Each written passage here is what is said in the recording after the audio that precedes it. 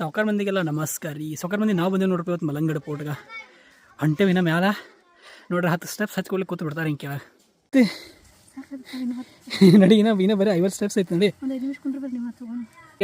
ತಿರ್ಗಾಡಕ್ಕೆ ಹೋಗೋಣ ಅಂತಾರು ಮತ್ತು ತಿರ್ಗಾಡಕ್ಕೆ ಬಂದ ಮೇಲೆ ಪರಿಸ್ಥಿತಿ ಹಿಂಗೆ ಆಗ್ತೈತೆ ನೋಡ್ರಿ. ಸಾವ್ಕಾರ ಮಂದಿ ಮಲಂಗಡ ಹೋಗೋ ಪೋರ್ಟ್ಗೆ ಏನಿತ್ತಿರಲ್ಲ ನಮಗೆ ಐಡಿಯಾ ಇರಲಿಲ್ಲ ಅದು ಇಷ್ಟು ಟ್ರಕ್ ಐತೆ ಅಂಥೇಳಿ. ಬಿಕಾಸ್ ನಮ್ಮ ಮಲಂಗಡ ಪೋರ್ಟ್ ನಾವು ಈಗ ಪ್ರಿವಿಯಸ್ಲಿ ತಿರುಗಾಡಿರೋ ಪೋರ್ಟ್ ಪ್ರಕಾರ ಅಷ್ಟು ಸಣ್ಣ ಪೋರ್ಟ್ ಇರ್ಬೋದು ಅಂತ ನಾವು ಅಂದ್ಕೊಂಡಿದ್ದು. ಬಟ್ ಇದು ಹೆಂಗೈತೆ ರೀ 3 ರಿಂದ 5 ತಾಸು ಟ್ರೆಕ್ಕಿಂಗ್ ಐತಿ. ಟೋಟಲ್ 7 ಕಿಲೋಮೀಟರ್ಸ್ ಹೋಗಬೇಕು, 7 ಕಿಲೋಮೀಟರ್ಸ್ ಬರಬೇಕು. 2000ಕ್ಕಿಂತ ಹೆಚ್ಚು ಸ್ಟೆಪ್ಸ್ ಅದಾವೆ ರೀ. ಸೊ ನಾವೇನು ತಪ್ಪು ಮಾಡಿದ್ವು ಅಂದ್ರೆ ನಾವು ಮಠ ಮಧ್ಯಾಹ್ನ ಬಿಸಿಲಾಗಿ ಹೋಗಿದ್ವಿ ನೋಡ್ರಪ್ಪ. ಅದು ಊಟ ಇಲ್ಲ, ಫುಲ್ ನಮ್ಮಲ್ಲಂತೂ ಎನರ್ಜಿ ಆಫ್ ಆಗಿತ್ತು.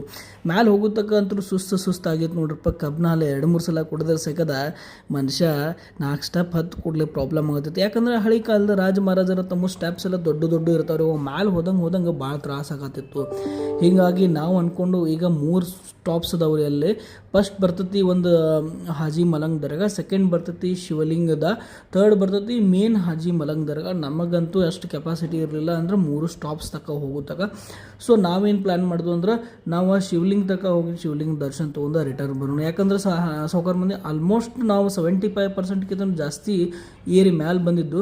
ಬಟ್ ನಮಗಿರಲಿಲ್ಲ ಇನ್ನು 25% ಏರುವುದ. ಸೊ ನಾವೊಂದು ಅಟ್ಲೀಸ್ಟ್ ಇಲ್ಲಿ ಬಂದಮೇಲೆ ಒಂದರೇ ದರ್ಶನ ತೊಗೊಂಡು ಹೋಗೋಣ ಅಂತೇಳಿ ಶಿವಲಿಂಗ ದರ್ಶನ ತೊಗೊಂಡು ಮನೆಗೆ ಹೋದು ನೋಡ್ರಪ್ಪ ಸಾವ್ಕಾರ ಮಂದಿ. ಮತ್ತು ಮುಂದಿನ ವೀಡಿಯೋನಾಗ ಭೇಟಿ ಆಗೋಣ. ನಮಸ್ಕಾರ ರೀ.